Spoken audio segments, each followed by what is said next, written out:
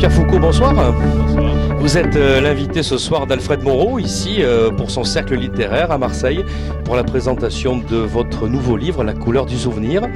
Peut-être juste un petit mot, l'animateur populaire que vous êtes, une carrière qui est longue, qui est continue finalement, il n'y a pas d'à-coup, vous décrochez jamais, vous êtes toujours là finalement dans le paysage audiovisuel. Vous êtes un animateur populaire et reconnu comme tel. Qu'est-ce que vous pensez de cette idée d'être un animateur populaire ? C'était mon vœu le plus farouche quand j'étais jeune.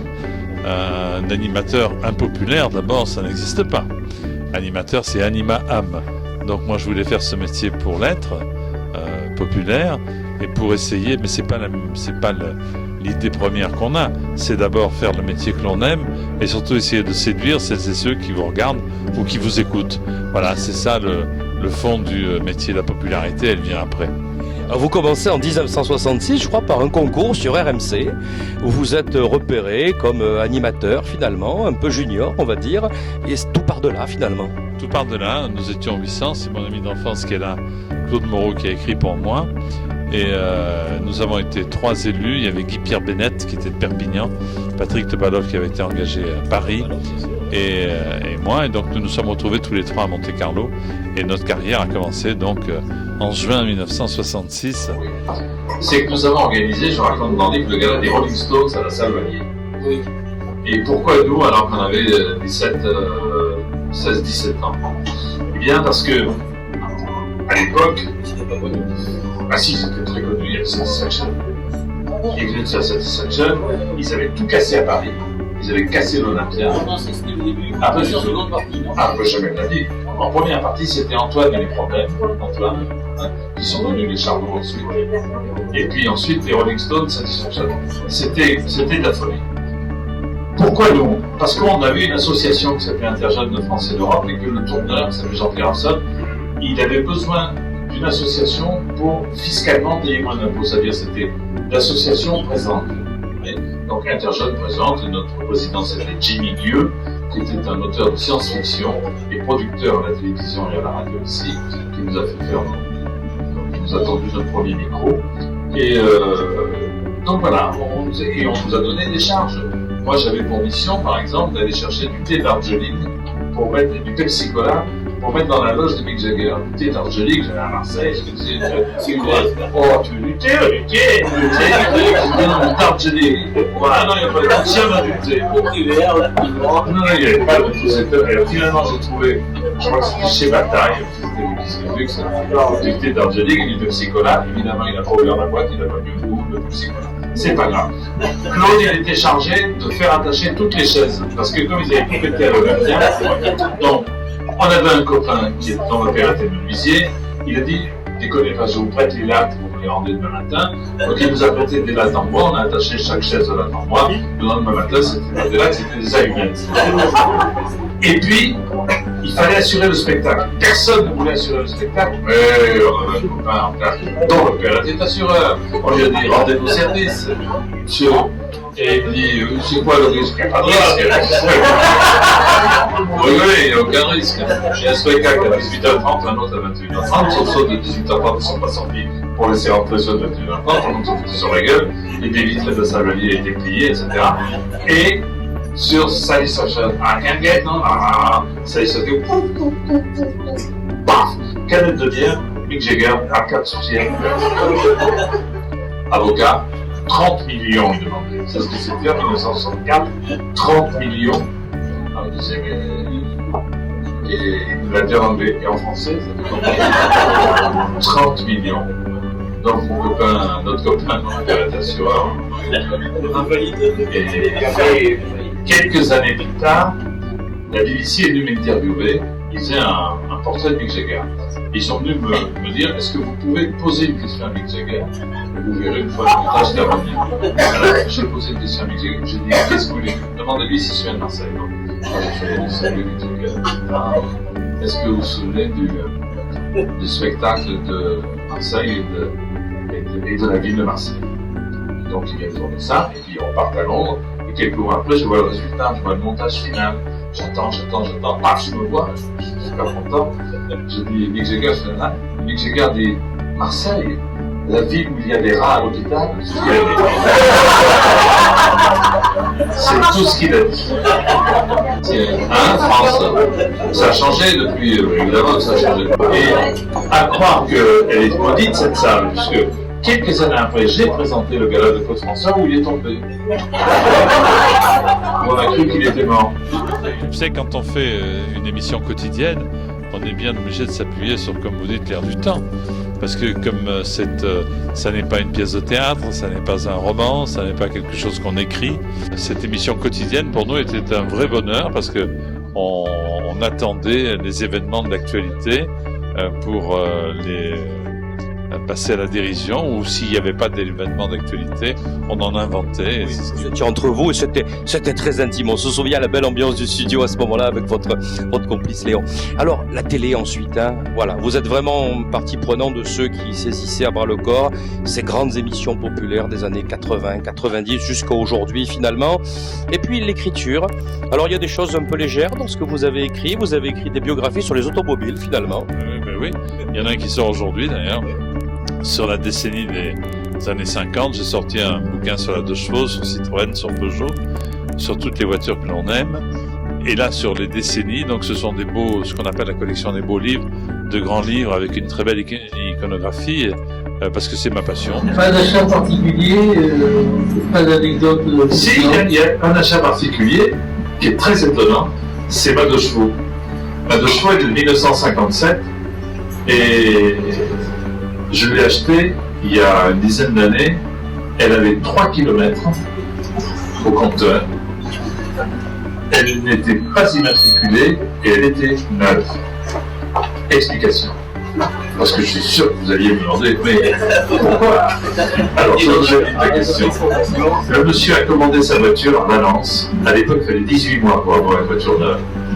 D'où le marché de l'occasion qui était florissant, parce que au moins avec l'occasion, on avait une voiture tout de suite, et souvent elle coûtait presque aussi cher que les voitures. C'est le cas pour les Ferrari. C'est le cas pour les Ferrari aujourd'hui. Mais grâce à la nouvelle loi, je peux ouvrir une parenthèse, italienne qui interdit de payer plus de 990 € en liquide, ce coup, le marché des gazeuses s'est cassé la gueule, il faut savoir pourquoi. Bon. Alors, parce qu'après, il faut justifier. Monsieur m'appelle, me dit, il commande sa voiture, donc ce monsieur, il meurt avant de la recevoir. Décidément, ce soir, c'est une soirée. C'est pas le Coréen, mais c'est Saint-Pierre. Il meurt avant de la recevoir. Mais sa femme dit, on n'y touche pas. Quand elle arrive, elle la met dans un garage, sur cale, contre un mur, parce qu'il y avait un mur, il y avait un côté qui était un petit peu rouillé à peine, et elle la couvre. Et cette dame, un jour, disparaît, et ses enfants m'écrivent une lettre en disant, je sais que vous avez une vieille voiture, est-ce que vous seriez intéressé par une 2 chevaux neuve de 1957? Je dis, ma gueule. On prend, tu étais avec moi, non? On prend une voiture et un plateau, quand même, on dit, on ne sait jamais. Un plateau, c'est pour mettre une voiture. On va à Valence, et on réveille l'endormi. Donc on réveille cette voiture qui pendant 40 ans ne démarre pas, quand même,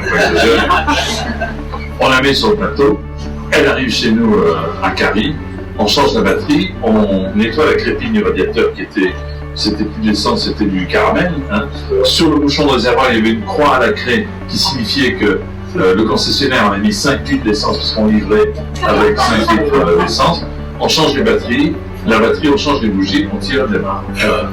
Et depuis, cette 2 chevaux neuve, alors après, il a fallu l'immatriculer. Alors, on va à la sous-préfecture d'Istres, face à un fonctionnaire de qualité, comme les fonctionnaires.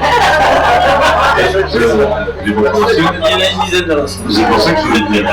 Et même les retraités. Et donc, il me dit contrôle technique. Et moi j'ai dit, pour une voiture neuve, qu'est-ce qu'on racontait avec une voiture technique pour une voiture neuve? Mais j'ai dit, mais elle n'est pas immatriculée, elle est neuve. D'ailleurs, je l'avais chez Citroën à Martigues pour qu'il me donne la garantie au bout de 500 km. Il me dit, oh, c'est compliqué ça. Il m'a dit, bon, allez, tout. Et il m'en avait immatriculé, très gentiment, 1957. Finalement, dans votre parcours, dans votre carrière, on a l'impression que ce soir, vous voulez vous livrer un petit peu plus dans ce livre. Oui, parce que j'ai pas besoin de ça pour appuyer ma carrière. Donc, j'aurais pu, si je l'avais fait il y a 20 ans, on aurait dit sert de ça pour avancer. Là, comme je suis au bout de ma carrière, il y a 48 ans que je travaille, donc j'ai pas besoin de de me déshabiller pour attirer l'attention et les regards. Mais là, j'ai un peu déshabillé l'esprit pour prouver à celles et ceux qui me lisent, qui nous regardent, que tout paraît facilité chez nous, hommes de radio et de télévision. Tout va bien, on est toujours de bonne humeur, etc. C'est pas toujours le cas. C'est parfois, comme tout le monde, un peu plus compliqué. Et la morale du livre que j'ai écrit, c'était surtout de ne pas hésiter à parler aux gens que l'on aime pendant qu'ils sont là, parce qu'après, c'est vraiment trop tard. Donc voilà, c'est ça un peu ce qu'il y a en filigrane dans le livre, à travers les objets que je garde chez moi et qui réactivent, chaque fois que j'en choisis un, mes souvenirs. D'abord, j'attendais que l'on soit franc avec moi. Parfois, on ment pour protéger. Moi, on m'a pas dit la vérité. On m'a dit, tu vas pas avoir un accident. Pour moi, c'est un accident de voiture. J'imaginais arriver avec des béquilles en bas de la maison, parce qu'on a une maison en escalier, etc. Donc, je disais, il va ouvrir la porte, il va monter avec ses béquilles, je vais l'aider à monter, etc. Première chose. Deuxième chose, le censeur du lycée, quand on m'a informé que mon père avait eu un accident, j'ai souhaité téléphoner à la maison. Il a refusé.